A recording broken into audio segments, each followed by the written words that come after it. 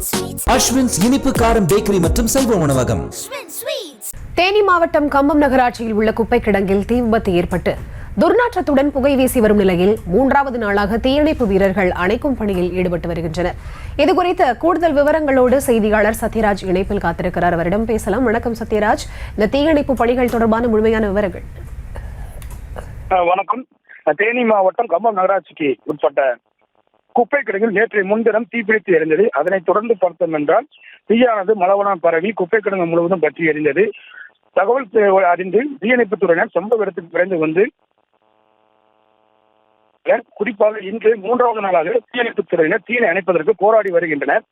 4 தீயணைப்பு வாகனங்கள் மற்றும் 2 தீயணைப்பு வாட்டர் டேங்க் வண்டிகளை கொண்டு தீயினை அணைக்கும் பணி மும்முரமாக ஈடுபட்டு வருகின்றனர். ஆனால் தீயினை அணைக்கும் போது வரக்கூடிய புகையானது துர்நாற்றத்துடன் வருகிறது. குறிப்பாக இந்த குப்பை கிடங்கை ஒற்றிய பகுதிகளில் விவசாய நிலங்கள் அதிகமாக இருப்பதாலும் தூய்மையான காற்று இப்ப தற்போது கிடைக்காததால் விவசாயிகள் மற்றும் பெரும் அவதிக்கு ஆளாகி வருகின்றனர். இந்த பகுதியில் இன்றுடன் 3வது நாளாக இந்த மலை போல் குவிந்து கிடக்கும் குப்பை கிடங்கு பற்றிய தீயினை அணைப்பதற்கு தீயணைப்புத் துறையினர் போராடி வருகின்றனர். தற்பொழுது நிலவரை பார்த்தோம் என்றால் தீ தற்பொழுது வரை அணைக்காமல் மேலும் தீ எரிந்து கொண்டே இருப்பதால் தீயணைப்புத் துறையினருக்கு ஒரு சவாலாக உள்ளது. இதனை கிட்டாச்சி வாகனத்தை கொண்டு குப்பையில கிளறிவிட்டு தீயினை அணைத்தால் மட்டுமே முழுமையாக தீயினை அணைக்க முடியும் என தெரிவித்து வருகின்றனர். தற்பொழுது விவரங்களை வழங்கியமைக்கு நன்றி சத்யராஜ்.